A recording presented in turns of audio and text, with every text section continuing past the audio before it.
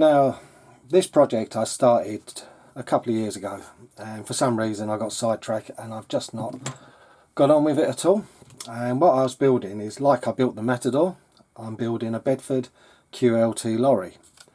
It's a World War II lorry, and as you can guess, there's no one, you can't buy one like the Matador, so I'm going to continue building one. I've already built all the back and all that, and I've just got to get the front to sort of look right.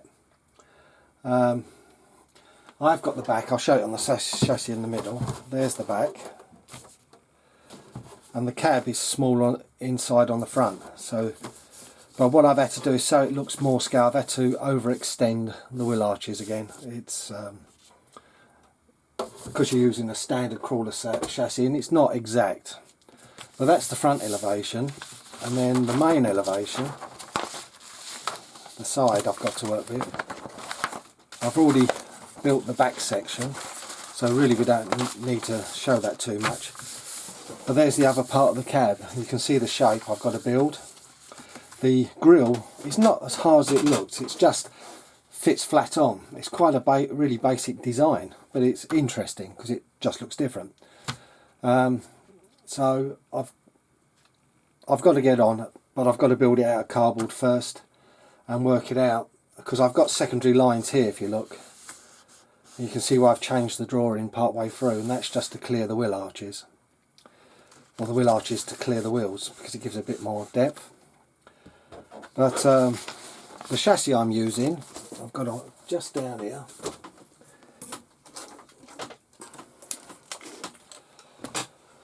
This is a G-made GS02 TS chassis. So it's like me Buffalo, but it's only a single speed. And like I said, this has been sitting for some time.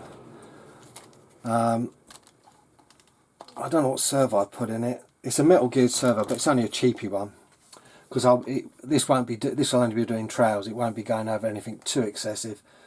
Because weight wise, these builds always end up top heavy. The tyres are off the old Komodo, which I got rid of. Well, I sold it as a sawback, but I like the tyres, so we make it to fit that. The only other thing I change is I buy these cheap aftermarket shocks, and the reason I like them is they come with soft springs, or mediums, and very springy ones. And you think to yourself, oh, it's too much.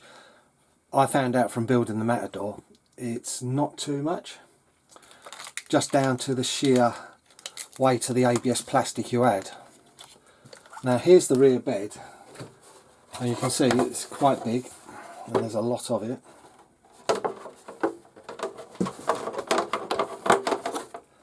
And it fits over the hoops. It's not too bad of a fit. I've just found out I'm hung up on something a bit. Yeah, it needs to go down at the front. Hold on. It's a long while since I've touched it.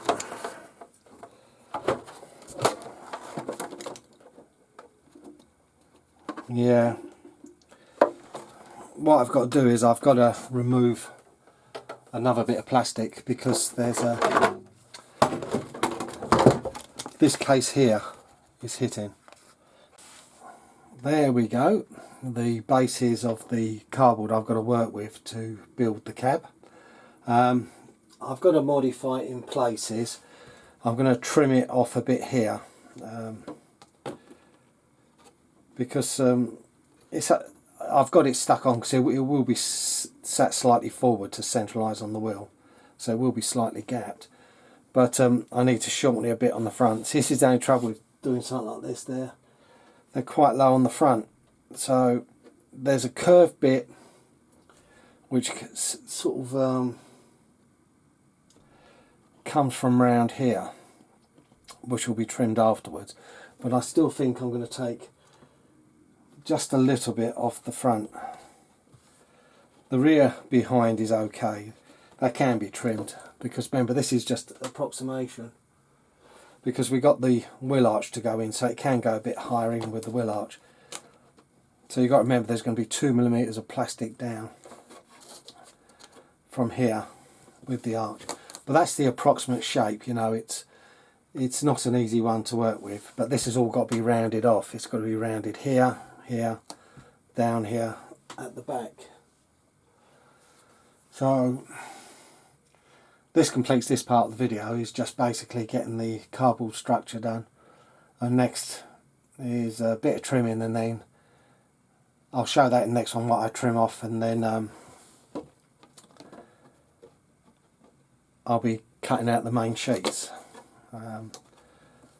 It's not too hard to cut out. It's a complex sides, a sort of a V'd front and a square back. So the plastic has got to be glued, strengthened at the back, and then we've got to try and make it fit.